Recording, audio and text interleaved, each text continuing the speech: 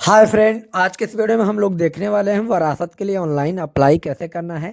उत्तराधिकार के लिए ऑनलाइन अप्लाई आप कैसे कर सकते हैं घर बैठे खुद से मोबाइल से ही।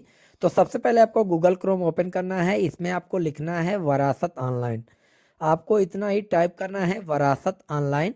तो आपके सामने इसका जो टॉप वाला लिंक है यहाँ पे राजस्व न्यायालय कंप्यूटरीकृत प्रणाली उत्तर प्रदेश, इसी के ऊपर आपको क्लिक कर देना है।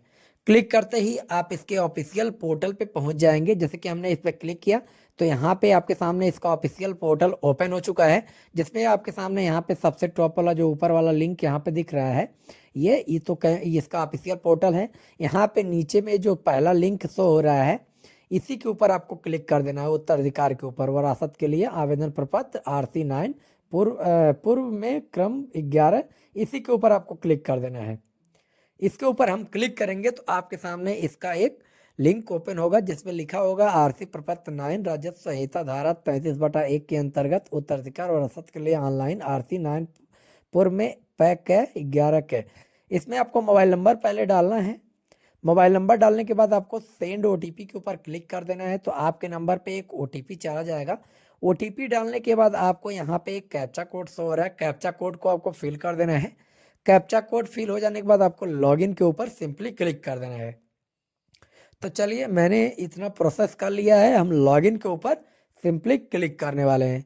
तो आज के इस वीडियो में हम लोग एकदम कंप्लीट प्रोसेस इसी के बारे में देखेंगे विस्तार से। तो देखिए, मैं इसमें लॉगिन हो चुका हूँ और यहाँ पे आवेदन की प्रविष्टियाँ के ऊपर आपको क्लिक कर देना है।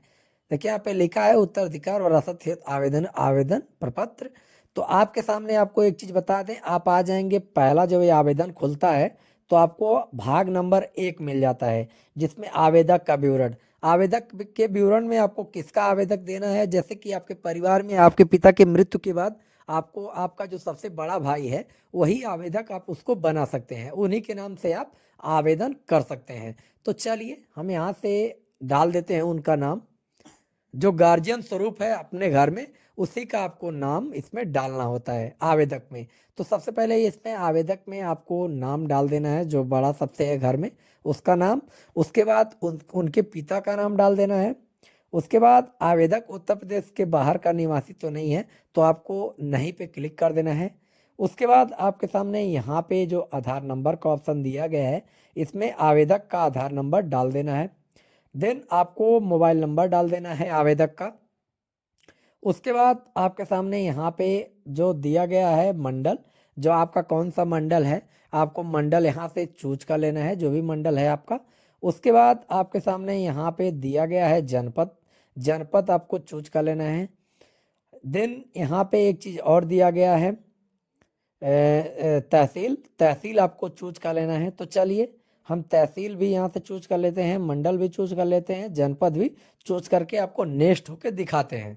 तो चलिए, हम बारी बारी से इसको चूज कर लेते हैं। देखिए, हमने मोबाइल नंबर यहाँ से फिल कर दिया है। उसके बाद हम यहाँ पे मंडल चूज करते हैं। उसके बाद हम जनपद यहाँ से चूज करेंगे। देन हम तहसील यहाँ से चूज करेंगे। तो चलिए, हम इतना चूज करके आपको एक चीज़ और बता दें, इसमें आपको पूरा पता का ऑप्शन बनाया गया है। आपको पूरा पता अपना डाल देना है, जो भी आपका पूरा पता है यहाँ से आपको फिल कर देना है। उसके बाद आपके सामने नीचे में दिया गया है आवेदन सुरक्षित करें। अगर आवेदन में आप किसी प्रकार का कोई त्रुटि कर देते हो तो आवेदन आप फिर से संशोधित कर सकते हो। तो देखिए, मेरे इतना भाग एक डिटेल मैंने पूरा कंप्लीट फिल कर लिया है। उसके बाद मेरा सारा डिटेल मैंने मिला भी लिया है, सारा कुछ सही है। उसके बाद भाग 1 कंप्लीट हो जाने के बाद आपको यहाँ से सुरक्षित करें के ऊपर क्लिक करोगे तो आप भाग 2 में आ जाओगे, जिसमें मृतक मृतिका विवाहित पुनर्विवाह खातेदार का विवरण जिनकी मृत्यु के उपरांत उत्तराधिकार का दावा किया जा रहा हो। तो आपको इसमें मृतक का डिटेल भरना है। तो चलिए, हम मृतक का डिटेल इसमें भर देते हैं। यहाँ पे दिया गया है पुरुष खातेदार। अगर जिसकी मृत्यु हुई है वो पुरुष है तो आपको पुरुष सेलेक्ट कर देना है, अगर स्त्री है तो स्त्री सेलेक्ट करना है। यहाँ पे आपको डालना है खातेदार की मृत्यु, यानी कि वरासत के लिए खातेदार की मृत्यु के बाद ही डालना होता है। उसके बाद खातेदारक का नाम आपको डालना है। देन आपको खातेदार की मृत्यु की तिथि डालना है। आपके पास मृत्यु प्रमाण पत्र होगा, उसमें मृत्यु की तिथि लिखी होगी।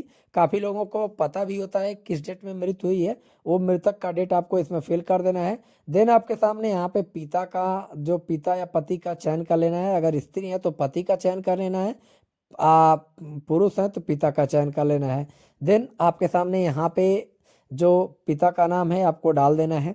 उसके बाद यहाँ पे जो है विरासत का प्रकार दिया गया है, उत्तराधिकार से आपको सेलेक्ट कर लेना है। देन आपके सामने यहाँ पे मंडल का ऑप्शन दिया गया है, मंडल आपको चूज कर लेना है। उसके बाद आपको यहाँ पे जो जिला है आपका जिला चूज करेंगे, तहसील चूज कर लेना है आपको ऑनलाइन। उसके बाद आपको सामने यहाँ पे परगना जो होगा आपके गांव का वो आपके सामने यहाँ पे देखने को मिल जाएगा, वो चूज कर लेना है आपको। देन आपको यहाँ पे ग्राम पंचायत ऑनलाइन चूज कर लेना है। उसके बाद आपको पता पूरा यहाँ से फिल कर लेना है, जो भी आपका पूरा पता है यहाँ से फिल कर लेंगे। फिल करने के बाद आपके सामने यहाँ पे मोबाइल नंबर का ऑप्शन दिया गया है। देन मोबाइल नंबर आपको फिल कर देना है। मोबाइल नंबर फिल हो जाने के बाद आपके सामने आपका आधार नंबर इसमें दिया गया है, आधार नंबर भी आपको फिल कर लेना है। इतनी जानकारी भाग 2 में है, इसको फिल करके सुरक्षित करे के ऊपर क्लिक करेंगे तो आप आ जाएंगे भाग 3 में।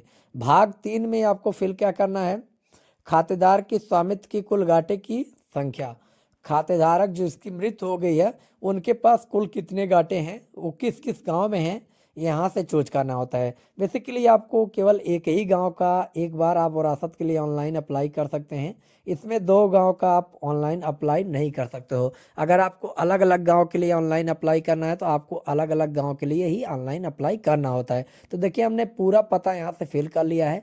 जितना भी गांठा मृतक के नाम से था वो गांठक की हमने काउंट करके भी यहाँ से हमने डाल देना है। जो भूखंडों की संख्या दिया गया है कितने गांठे हैं उनके पास, ये आपको यहाँ से फिल कर लेना है। 3 गांठा 4 गांठा जो भी है यहाँ से फिल कर लेना है। उसके बाद आपके सामने यहाँ पे दिया गया है गांठा संख्या। गांठा संख्या में आपको जो आपके खेत का गांठा संख्या है वो यहाँ से आपको डाल देना है।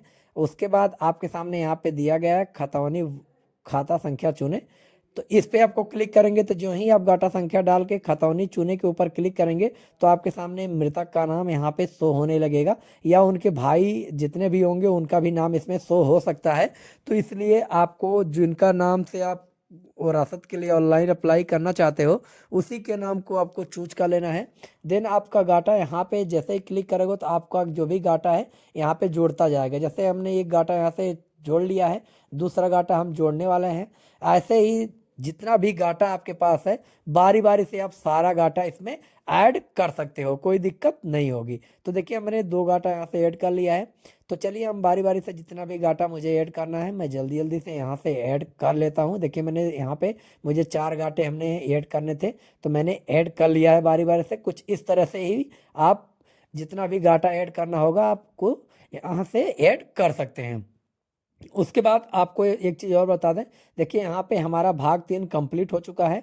अगर किसी प्रकार का कोई त्रुटि है तो आप संशोधित कर सकते हैं, नहीं तो आप सुरक्षित करें के ऊपर क्लिक करेंगे तो आप आ जाएंगे भाग 4 में।